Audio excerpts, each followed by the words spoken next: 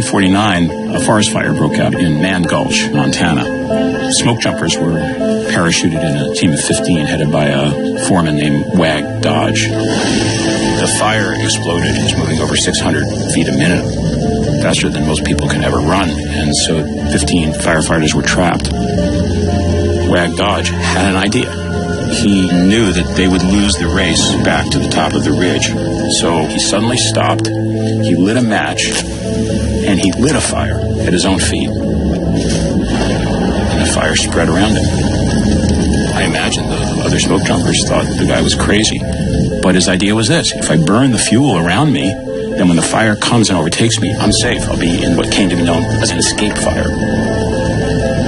He tried to get the other smoke jumpers to join him, and nobody did.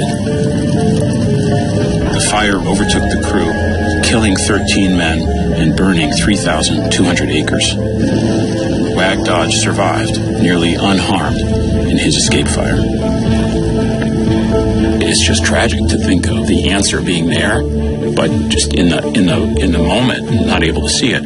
That's how embedded people get in the status quo. They can't recognize an invention when it's among them, and they can't give up their old habits.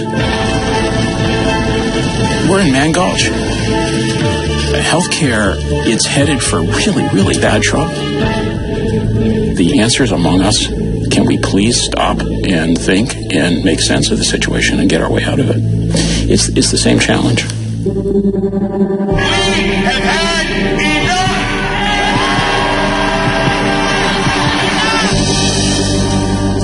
What do we want? Healthcare! When do we want it?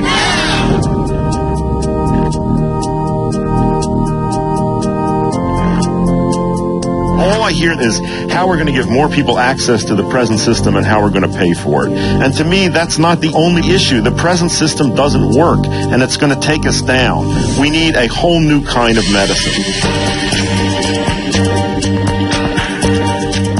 Healthcare reform was a good place to start, but it will do little to address the root problems. We don't have a healthcare system in this country. We have a disease management system.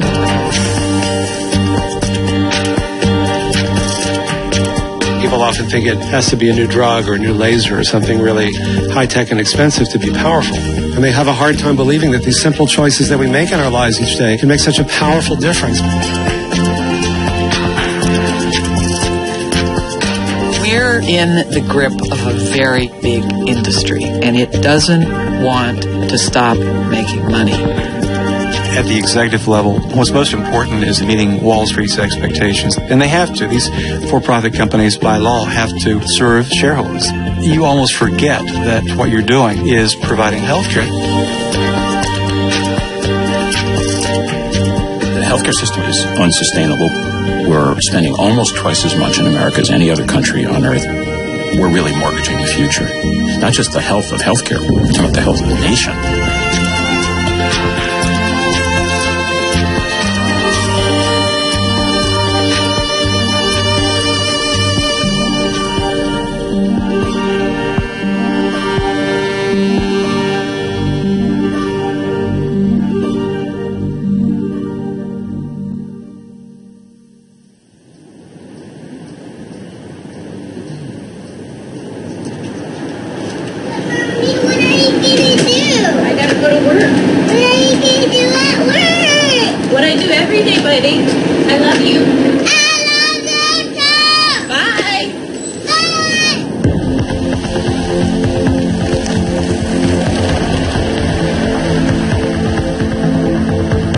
Community health center like where I work, you see chronic illness, people that aren't able to afford their medications, lots of psychiatric illnesses, but the government pays you based on how many patients you see.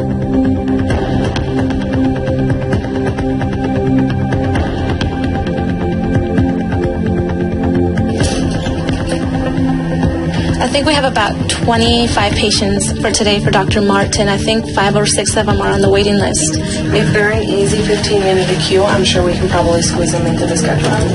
Hello, Mr. Fields. Yo soy Doctora Martin. Mucho gusto.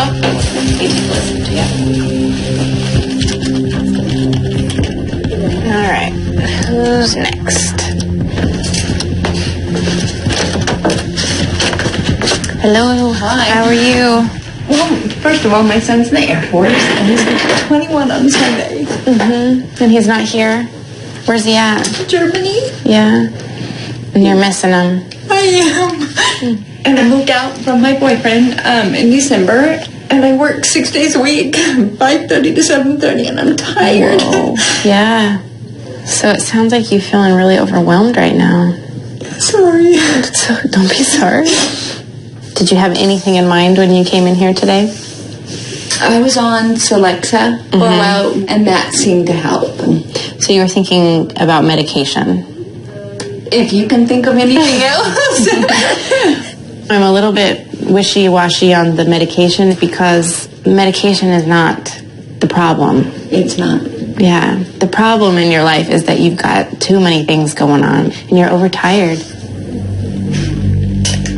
Instead of basing things on outcomes, on how good of a job we're doing, the government sets the reimbursement completely on the number of patients that we see.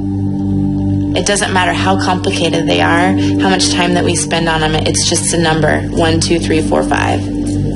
You have to play this game with what does this patient need and how much time am I willing to spend with them, because the administration is telling you you need to see more patients. We're in the red. And if you try and buck the system, someone says, what can we do to get your productivity up? I'm not interested in getting my productivity up. I'm interested in helping patients. In the era of for-profit medicine, the time allowed for patient visits has shrunk to a point where you've got 7 minutes with a patient. Can you feel this? Yes. Barely? Okay. Losing the sensation in your feet is part of the progression of diabetes. Okay? It could get worse. People talk about 2-minute doctors. Literally 30 patients an hour. Things could move in that direction here. And this is not the choice of the doctor. As a primary care physician, we're supposed to be the people that are making sure the patients don't get sick and that they have everything that they need to maintain health. But you end up being this revolving door. People come in and you try and fix one thing and they come back for the same thing over and over and over. You just never get to the bottom of what's causing all of these problems that they're having. Michelle, tell me what happened. I just tried to cut my arm open. What were you trying to do? I just wanted to just end it, man. I'm tired of it. I'm so tired of it. Are you taking your medication? Yeah. A great deal of what's done in conventional medicine is to put Band-Aids on things or to suppress symptoms. Have you cut yourself before? When I was a kid. You used to cut? Is Lexapro the only thing you're on right now? This is a problem with a lot of our suppressive treatments. They may keep the disease process going, and they may strengthen it over time. It's much better to try to work at a deeper level. I'm going to make a phone call and try and get some wheels in motion so that we can get you the help that you need. Okay? Okay, so we need the crisis counselor then. Yes, this is Dr. Martin over at La Clinica. I need to speak with the crisis worker. There's no crisis worker at lunchtime? No, that's it. I have an acutely suicidal patient in my office that I need help with. She's still taking her Lexapro, but it's obviously not doing the job. Where I'm at right now, patients that are in desperate need of care, and the way that the system is set up, you can't be effective. I became a doctor because I care about patients, and working here, I can't help them. To feel that way when you come home is demoralizing.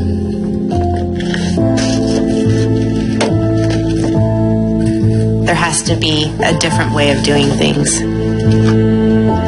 So I decided to leave.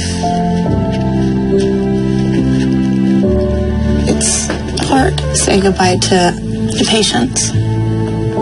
I took care of them and I was responsible for them, and just worrying about if somebody else is going to do for them what they need. I want to give to people and I want to help people, and I wasn't able to find that here. I'm going to go look for it.